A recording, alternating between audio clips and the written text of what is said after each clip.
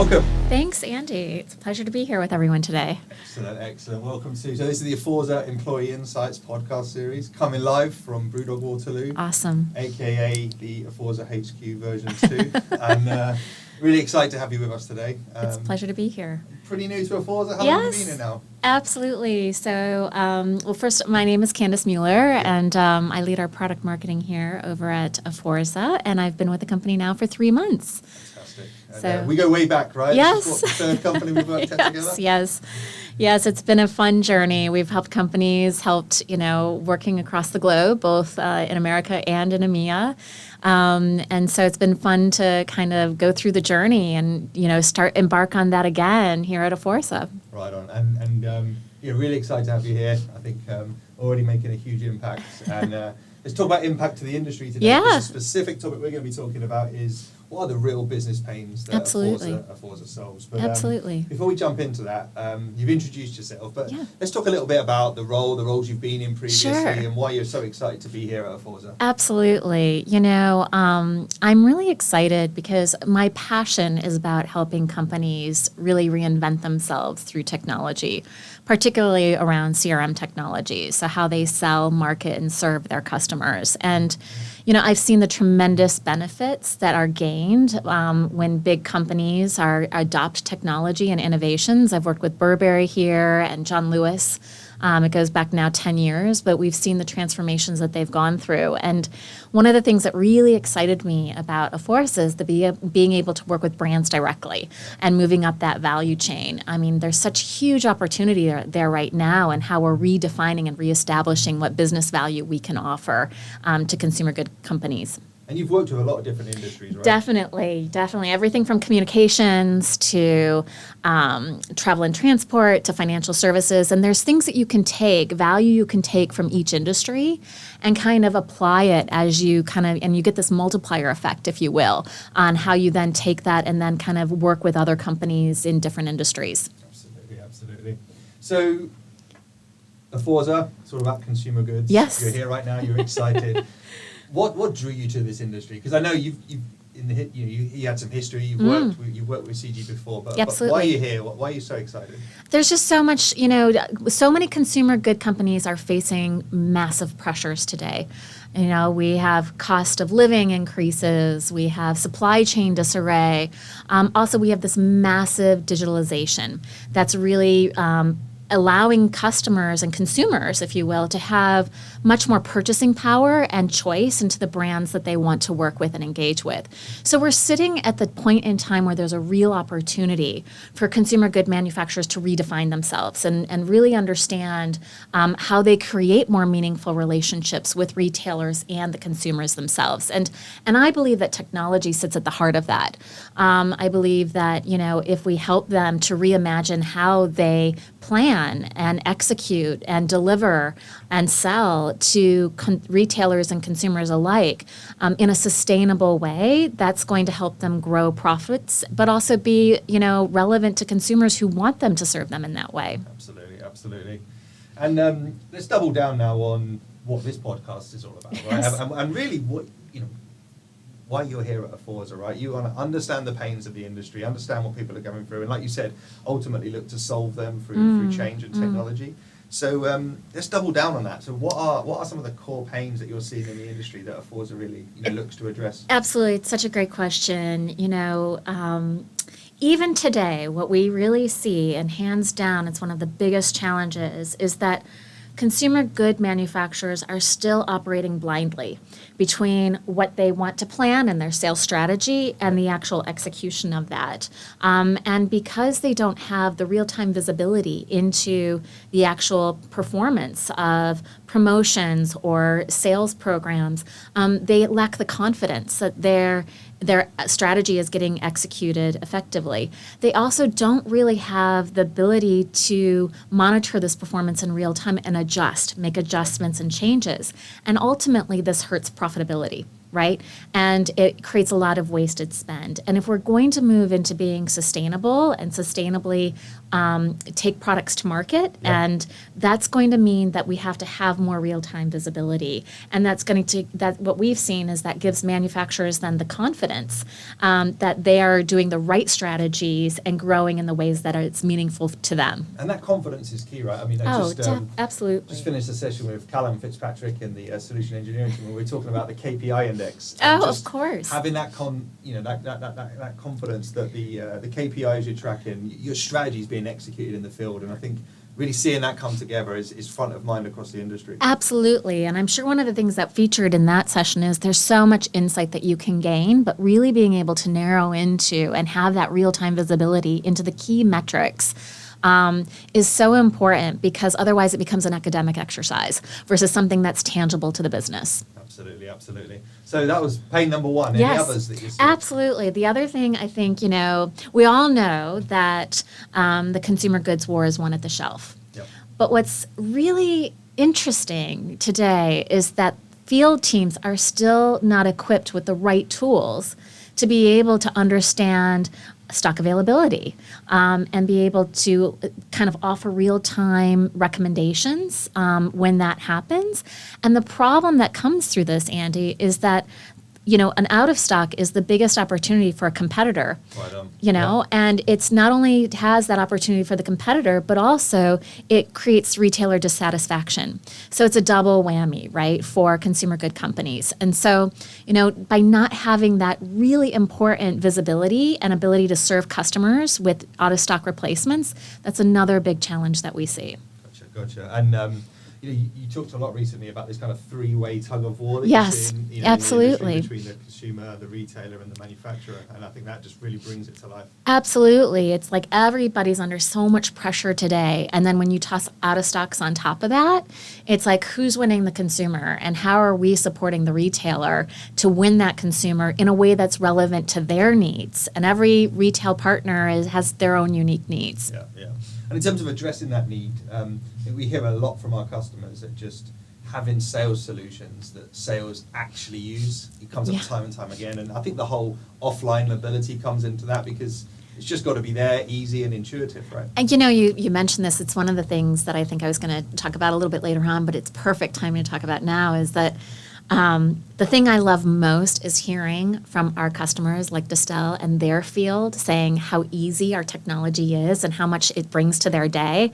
So not only are you feeling like, hey, you're helping the consumer goods company be more effective for the retailer, but you're also improving the employee experience, right? Yeah. And their daily lives. And that's something that very much excites me about helping companies innovate with technology. Absolutely. And we'll jump to a couple of those customers Absolutely. in a second. But before we do, there was a third pain that I remember you Yes. talking about. The third pain is really around how we see the field teams engage with content. Brands spend so much money on their brand equity, right? But the execution of that continues to be very problematic. Field teams don't have an ability to access the latest brand content in real time, in the selling experience, be able to make edits to planograms or collaborate with that content or add notations to that content. So this, creates tremendous waste and inefficiencies in the selling process, especially when you're spending so much to protect that brand equity. Right on. So 3 pains, let's recap. So number one? Number one is really the planning and execution. Are you operating blindly? Number 2 is really out of stocks and how you're serving that customer in real time and making certain that the competitor doesn't, be able to replace your products. And number 3 is really around, how you're protecting your brand equity with the content that you're enabling your field teams to use. And I'm sure every industry user, manufacturer sitting there nodding along. And like we said, in all these series, we're here to help. So absolutely, we'd love to talk to you about how we can do that. Now, absolutely. On to that, let's jump on to, this isn't just theory, right? This isn't just your viewpoint. Yeah. Let's talk about what we're seeing in the industry, maybe how we've solved some of those pains for our customers. And I know there's a couple of stories that you're quite excited about. Yes, absolutely, Andy. I think what's so exciting is when, I talked about this a little bit, but what excites me the most is when we have our customers get real world results. And I think in a short amount of time, what's really been impressive about Aforza is in a short amount of time, we're delivering massive results for customers. And one of my favorite kind of examples of that is Distel. It's a global company operated out of South Africa, and they craft alcoholic beverages such as Savannah and Hunter's Dry. And, by being able to have that mobile offline capability and have real-time visibility into out-of-stock replacements and stock availability, they saw a 250 increase in their basket size. And this was just one benefit. It's a substantial. 2.5 times the order value, right? Or 2.5 times. Yeah. So let me read it. No, it's perfect. No, 250%, 2.5 times, right? You do better math than I do. But yeah, the great news there is that the benefits that they saw, and that was just one benefit. In addition, they were able to see the performance of their promotions in real time, so they could make in-flight changes.